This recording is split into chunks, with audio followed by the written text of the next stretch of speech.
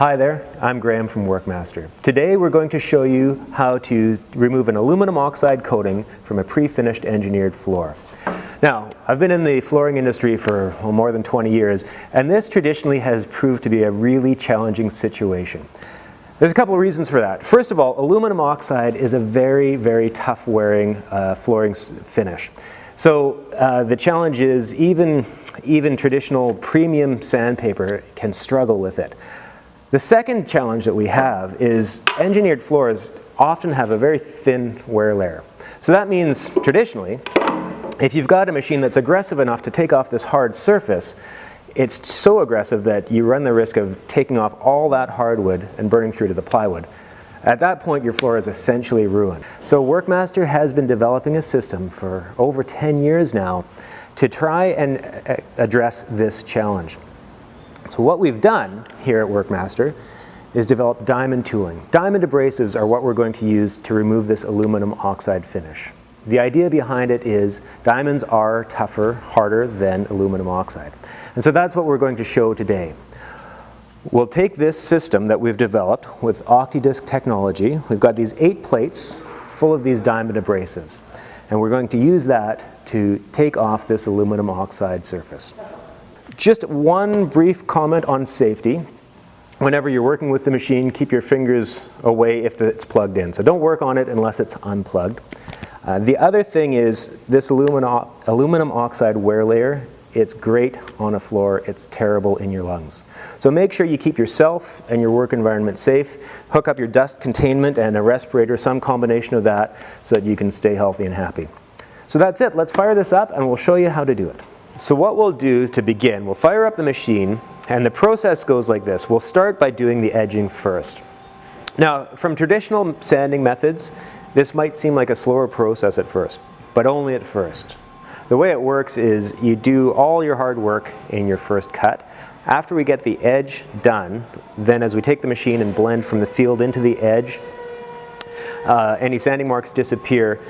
And after that, every other cut, every grit that we go to, well, we're not edging anymore. We're just driving the machine across it. So the first cut will feel slow, but after that, you'll see it pays you back. You'll have a nicely cut floor, nice and flat, with no blending or sanding of edges.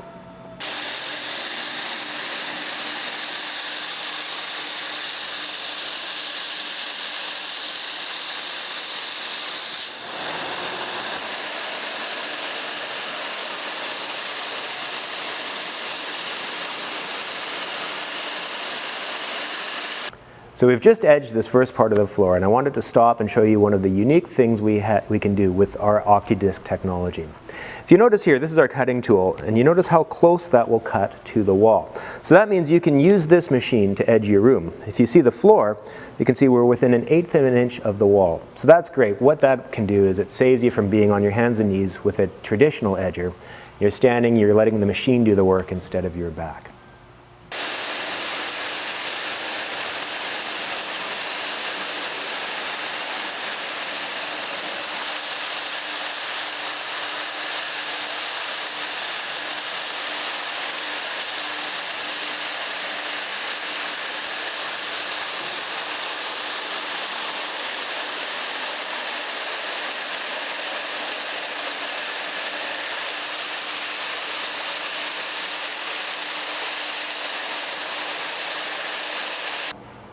So there we have it. You've seen us remove the aluminum oxide from the rest of the field. So you're pretty much ready to move on to your next step. The only thing that's left is you'll have to scrape out or sand out the corners, but then give it a good vacuum and you can move on to your next phase.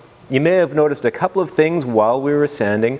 After we had done the edging, even though the edging was already completed, I'd take the machine all the way up to the wall to blend out any sanding or edging marks we may have had. And you'll notice I moved the machine over about the width of a board each time. What that does is it allows you to sand flat in relation to the rest of the floor that you've already done. So you can see that you've got a really nicely flat floor, well-cut floor. There is some tooling marks from that first cut. We're at a 30-40 grit. So you will see those scratch marks in the floor.